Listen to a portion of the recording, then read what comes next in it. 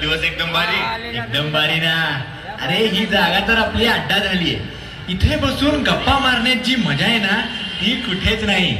Guys तुम्ही जरा बाजूला होता का? मला इथे फोटो काढायचे. या बॅकग्राऊंडला माझा स्वच्छ भारतवाला लुक किती छान येईल ना.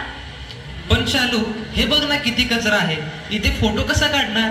अरे पिंट्या, हाच तर रॉ लुक आहे ना. शहरी जीवनाची कठोरता दाखवतो आणि लोकांना वाटेल ते किती रिअल आहे. बरोबर बोलली शालू. काय फरक पडतो थोड्या कचऱ्याने. आणि इथे कोण बघायला येत नाही. आपणच तर आहोत नाही तर फक्त. हो ना, सरकार आहेच की साफ करायला. आणि आपण टॅक्स कशासाठी देतोय मग? अरे हा कोण? हा माणूस किती विचित्र आहे. हा माझे फोटो खराब करेल. अरे बाबा, हा कुठून आलाय? हे चला चला चला, याची थोडी मज्जा करूया.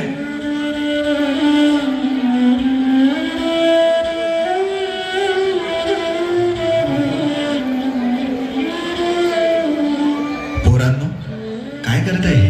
एवढा कचरा कोणी केलाय? अहो बाबा, तुम्ही कोण? आम्ही आमच्या मर्जीचे मालक आहोत. आमची जिथे इच्छा होईल तिथे कचरा करू. तुम्हाला काय करायचं हो? तुम्ही मालक आहात? खरंच तुम्ही मालक आहात का? मालक आपल्या राज्याची, आपल्या प्रजेची किती काळजी करतो. तुम्ही तर आपल्या घराची वाट लावत आहात. घर? अहो हे आमचं घर आहे. हा तर रस्ता आहे बाबा. हो, हा रस्ताच आपलं घर आहे बाळांनो. हे जग, हे देश, ही माती, हे सगळं आपलं घर आहे. आपण आपलं घर स्वच्छ नाही ठेवलं तर बाहेरचं कोणी येऊन साफ करणार आहे का? ओ बाबा, स्वच्छतेसाठी सरकार आहे ना, आणि साफसफाई कर्मचारी पण आहेत. ते बघतील ना. आमचं काम थोडीच आहे हे कचरा साफ करणं. सरकार आणि कर्मचारी आपले कर्तव्य करतीलच, पण आपलं काय? आपली जबाबदारी काय आहे हे बघा.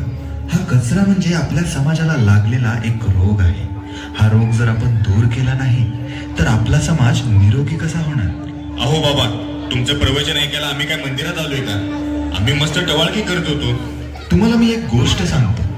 एक माणूस रोज सकाळी उठून घरातला आरसा पुसायचा, पण त्याच्या चेहऱ्यावरची धूळ जायचीच नाही. पण नंतर त्याला समजले की धूळ आरशावर नाही तर चेहऱ्यावरती आहे. घाण देशात नाही तर आपल्या मानसिकतेमध्ये आहे. आपण बाहेरून कितीही सुंदर दिसलो, कितीही मोठे झालो, जर आपलं मन स्वच्छ नसेल, आपले विचार चांगले नसतील तर त्या सौंदर्याचा काहीही अर्थ नाही.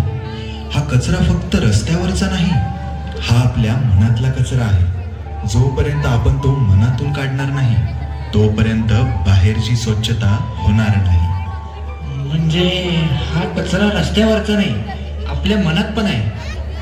हो, अगदी बरोबर. जेव्हा तुम्ही कचरा रस्त्यावर फेकता तेव्हा तुम्ही देशाचा अपमान करता, आपल्या घराचा अपमान करता. हा देश म्हणजे आपली आई आहे. आईला कोणी असं अस्वच्छ ठेवतं का?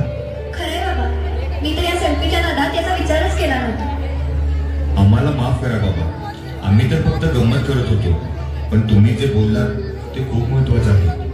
बाबा, पण आता आम्ही काय करायचं? काय करणार? फक्त एकच करा.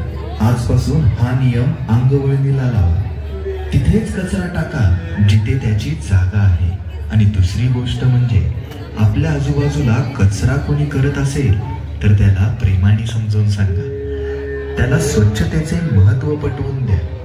हा आपला देश आहे, ही आपली भूमी आहे, ही आपली आई आहे. तिची सेवा करणं, तिला स्वच्छ ठेवणं हे आपलं कर्तव्य आहे. आणि महत्त्वाचं म्हणजे ज्या हाताने आपण कचरा करतो त्याच हाताने कचरा उचलायचा. स्वच्छता हीच सेवा, स्वच्छता हीच ईश्वर सेवा.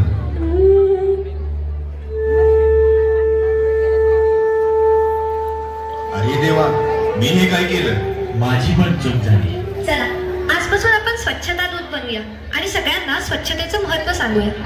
हो, आणि सुरुवात आपल्यापासूनच करूया.